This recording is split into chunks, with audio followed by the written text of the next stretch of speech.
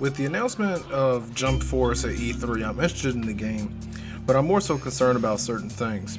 Coming off the heels of Victory Versus, which was released in 2015 for the West and 2014 for Japan, Jump Force definitely looks like a step in the right direction in terms of looks, but as for the gameplay, there's a few things that I find mildly concerning.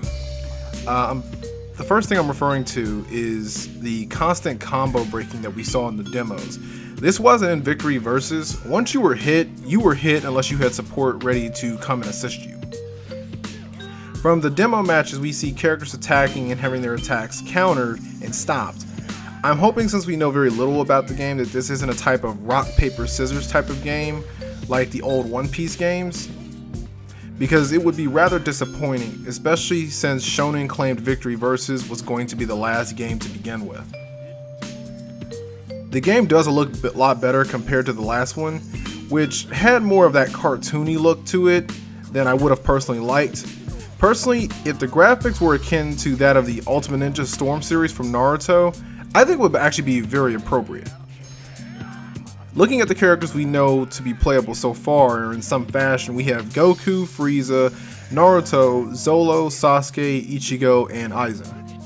Now, Rukia was revealed to be in the game, but it doesn't look like we've seen any gameplay for her to show that she is playable. So for the time being, I'm gonna just assume that she is support like she was in the last game. One bit of information we recently got was that all characters will be the manga versions of their characters, which would explain why we got the picture of Ichigo in his true Bankai form versus the original black one that he's most well known for.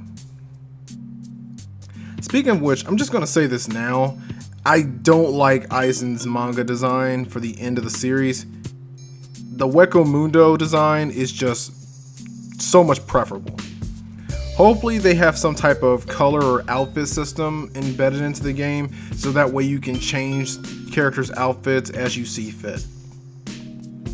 I only care about Aizen so much because he was my sub in the last game, with my main being Sasuke, both of which were really strong characters, but neither of which had a touch of death combo.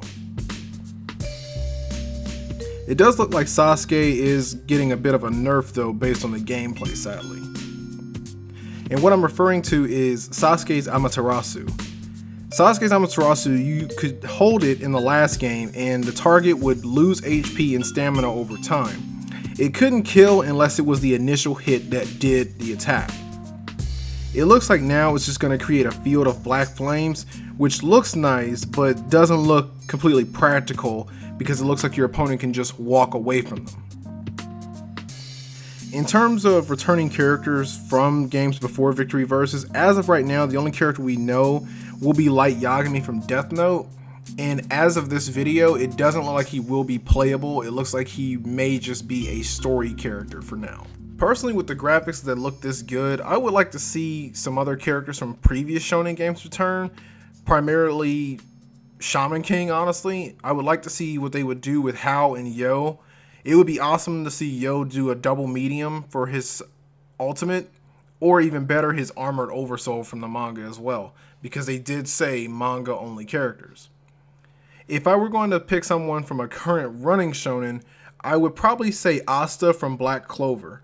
With his anti-magic weapons, it would be fun to see him play and be able to nullify special moves just by throwing out an attack at all.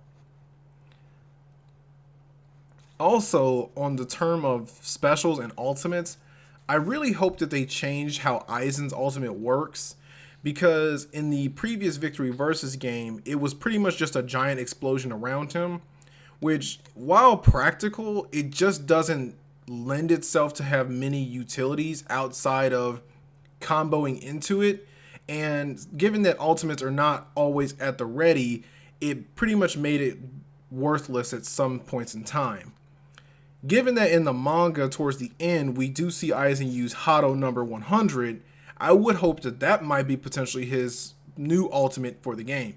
Because his current specials, with the exception of Hado 81, which is the barrier, all of his current specials in the game are all pretty good. But that's all I've got for this time, guys. Please do comment, like, subscribe, and go right on ahead and give me a comment down below. Wake up, get up there.